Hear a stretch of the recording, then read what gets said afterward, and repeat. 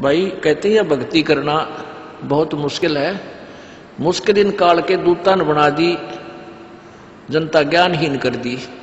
जो भक्ति नहीं करते वो तो सीधे काल के जाल में है ही। जो भक्ति करने की चेष्टा करते हैं तो किसी का तो पति लाठी ठाए पाओगा, उसके पति ने कोई और इंजेक्शन ला जाएगा। यो कि होया भाई हम भी तो नाम ले रहे हैं, हम वहां जाते हैं, हम तो 6 महीने साल में कभी कभी जाते हैं, और आप कहते हैं 10वें दिन भाग लेते हैं।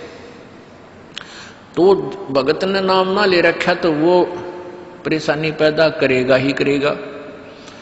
किसी की पत्नी ने नाम नहीं ले रखा, भगत ने ले रखा है तो वह सींग पिनाए पावेगी। किसी के कहने सुनते जानते क्या सुनी घर में होगी।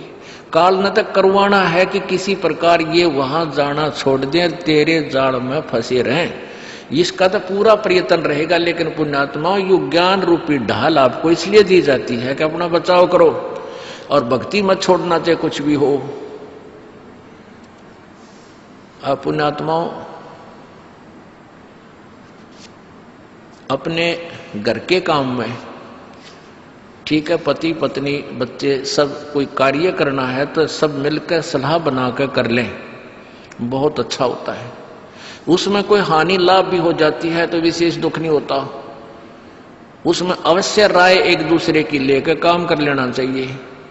और जब आता आत्म कल्याण का समय, उसमें किसी की राय की आवश्यकता नहीं। मान लीजिए आपने नाम लेना है और आपका पति नाट्य है तो नाट्य जाएगा।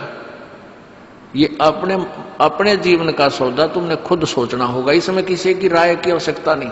आपने नाम लेना, आपकी पत्नी मना करती है तो करन दे, इसमें किसी की सलाह लेने की जरूरत नहीं है, चाहे कोई राजी रहे चाहे नाराज रहे।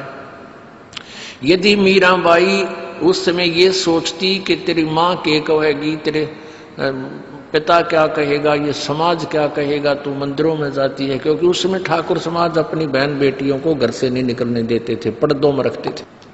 लेकिन मीराबाई बालक नहीं रही थी, समझदार थी। वह उसको पता था कि आज तो मैं लोक लाज कर मैं आकर भक्ति नहीं करूंगी और फिर कुतिया बनकर बाजार में आंडूंगी, कोई मेरी इज्जत का रक्षक नहीं मिलेगा। तो ये ज्ञान से ही ऐसी दृढ़ता आती है। संघर्ष किया और सफल हुई, क्योंकि मालिक के नाम पर जो संघर्ष करते हैं सच्चे दिल से हृदय से, उनकी परमात्मा मदद किया करता है। ये पिछले इतिहास देख लो क्या बताते हैं। मात पिता सुत स्त्री आलस बंधु कान, संत दर्श को जब चले ये अटकावे आण। मात पिता सुत पुत्र को कहते हैं। स्त्री जैसे कोई बालक हैं 15, 16, 10 वर्ष के, वो माता पिता के अधीन होते हैं। और बच्चे का समझ में आ गई और माता पिता मना करते हैं तो उनके अधीन है वो। और बच्चे जवान हो गए, बूढ़ा बूढ़ी अगर समझ में आ गई, फिर वो बालक बाधा करेंगे, वो रोकते टोकते हैं, तीसरा दिन चल पड़ते हो, किराया कितने डावा फलाना है, यानी कुछ ना कुछ बाधा कर सकते हैं। किसी का पति बाधा कर सकता है, किसी की पत्नी बाधा कर सकती है। जब भक्ति की तरफ अग्रसर होता है या सत्संग में आने की तैयारी करता है।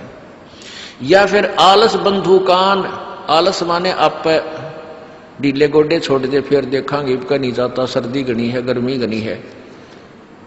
और या बंधु कान, लोक लाज, इनके कारण ये है भक्ति में बाधक।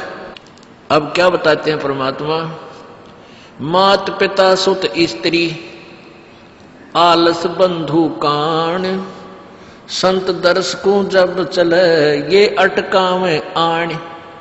इनका अटकाया अटके नहीं, और संत दर्श को जाए कह कबीर सो संत है आवागमन नसावे।